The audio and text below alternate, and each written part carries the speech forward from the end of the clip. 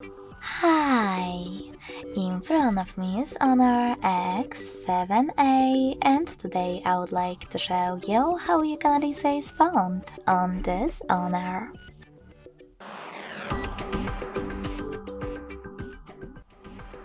First of all, go into Settings.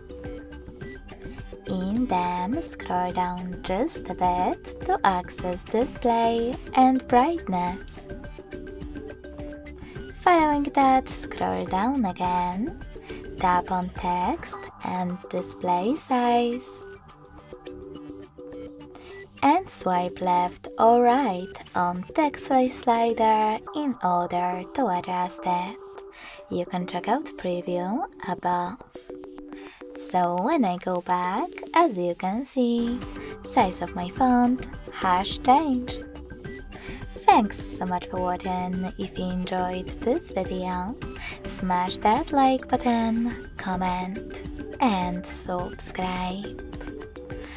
Bye!